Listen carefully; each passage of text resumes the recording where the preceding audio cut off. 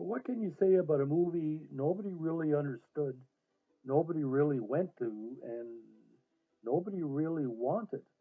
Now, we're going to talk a little bit about a Robert Evans project, which he called one of his passion projects when he was still an independent producer for Paramount a few years after successes with Chinatown and Godfather 1 and 2. And we're going to talk about the tennis drama Players, where conceptually there could have been a good movie here, but it's been talked about as one of the biggest disasters of the late 1970s. Now, Players is a 1979 American romance drama filmed directed by Anthony Harvey and starring Robert Evans' ex-wife Ally McGraw and Dean Martin's son Dean Paul Martin about a young tennis player who has an affair with an older woman. Now, the basic plot is all surrounding Wimbledon, lead up to Wimbledon and Wimbledon itself. Now, the rising tennis star we're talking about, the woman he's chasing, McGraw, is a jet setter who's involved with a millionaire. And millionaire, some interesting casting. The great Maximilian Schell, the former Oscar winner, plays one of the key characters, and a whole bunch of high-level tennis pros played himself, including Pancho Gonzalez, Guillermo Vilas, Ili Nestashi, and John McEnroe. Now, Robert Evans, like again, he considered this as one of his passion projects because he was an enthusiastic tennis player. He made it a part of an independent deal with Paramount, and he hired Arnold Schulman to write a script. And get this, there were 16 drafts of the script. Allegedly, there were 6 or 7 different people working on different versions of the script. But the script itself was so simple, but Evans wanted to make it more complex. Now, it was known during his production of, get this, Getting Off. Harvey and Evans started scouting locations in Mexico in April of 1978. Now, Evans wanted the male lead to be played by someone who was a top tennis player, but Evans made a big choice by announcing that Dean Paul Martin, the former boyfriend of Liza Minnelli and son of Dean Martin, who also played professionally for the one of the pro tennis teams called the Phoenix Rackets. And Evans said, without conjecture, he's the next Robert Redford.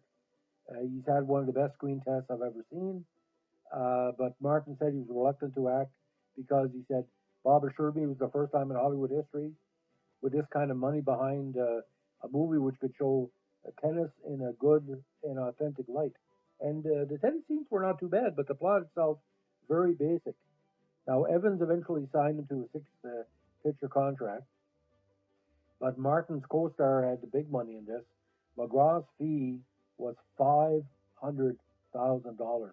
For the late 1970s, that was big money for any actors and actresses. Now,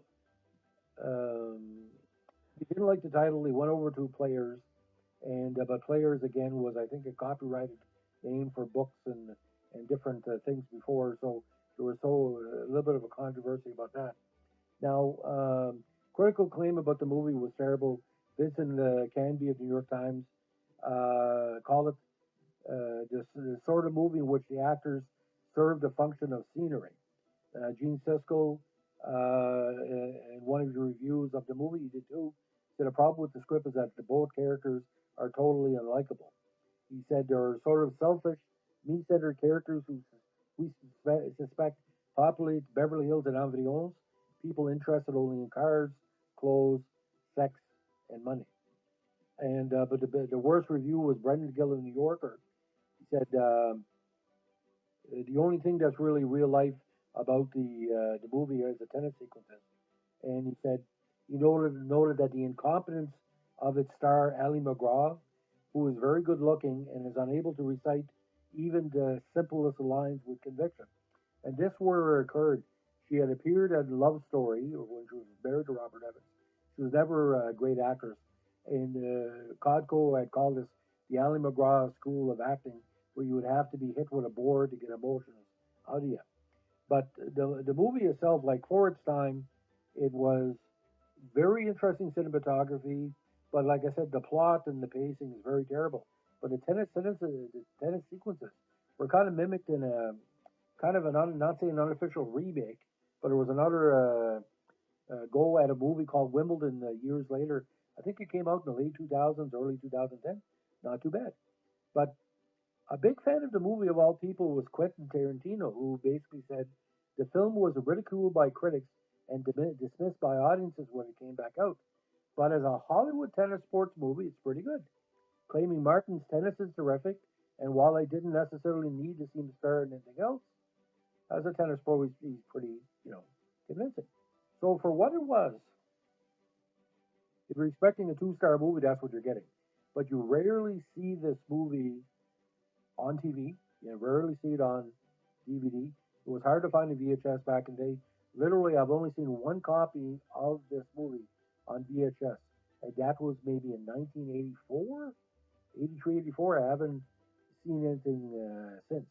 But a lot of people involved with the movie blame Robert Evans for its disaster.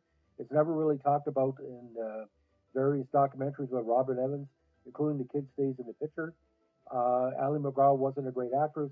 Dean Paul Martin was not an actor. And if you're expecting like I said, a two-star movie, you're going to get it. So this is part of a two-part series. We're talking about strange choices for sports movies of the late 70s, early 80s. The second parter will be a Sylvester Stallone soccer movie about World War II soldiers, prisoners of war trying to escape, called Escape to Victory, which actually wasn't too bad. It was a little bit better. We'll talk about it a little later. So if you can find players any place, please let me know because I really like to watch. There's allegedly a 2.5 hour version that has more of the tennis sequences, and anything that chronicles Wimbledon in the 1970s has resonance with me because that was a great time for Wimbledon. McEnroe and Navratilova, Bjorn Borg, everybody else. So on this COVID Tuesday, a very windy day in New Brunswick.